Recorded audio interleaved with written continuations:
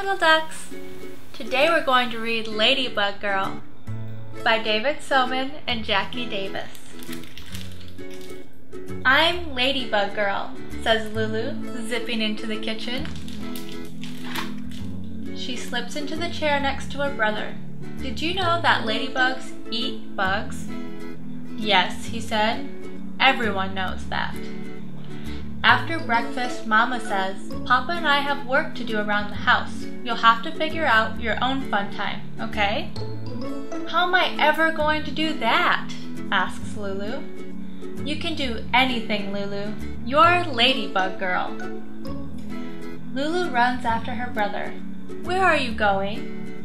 I'm playing baseball with Sam and Max. Can I play too? She asks. No, you're too little, he snorts, and bugs don't play baseball. With a sigh, Lulu wanders through the house. Bingo follows. There's nothing to do. In the living room, there's a wall of books. Lulu can't read yet, but she knows her letters. She finds lots of L's, more than 59, she thinks. Then she waters her avocado plant. She takes out her ruler to measure if it's grown. Some days it just doesn't seem to be getting any bigger. When Bingo gives Lulu the look, it's time to go outside. In the backyard, the grass smells sweet and is sparkly with dew. While Bingo snuffles about, Lulu discovers a line of ants marching over a rock. Is that rock in your way, ants? It's much too big for you to move, isn't it? She says. I can help you. I'm Ladybug Girl.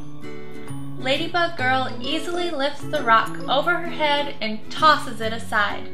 Nothing can stop the ants now. Come on, Bingo, she says. Ladybug Girl has things to do.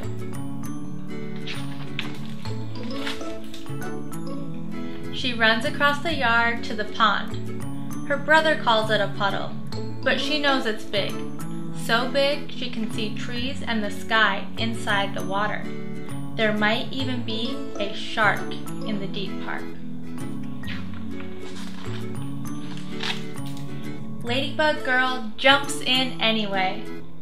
Her next stop is the old crumbly stone wall.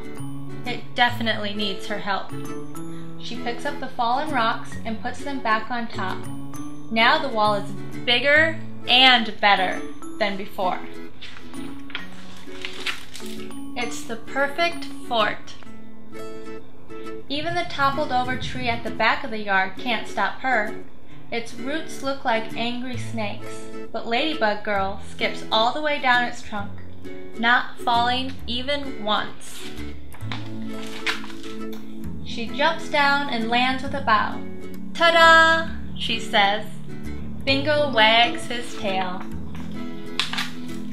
All of a sudden, Lulu hears the crack of a baseball bat. She whirls around to see a ball bouncing toward her. Hey, her brother yells, throw it over here.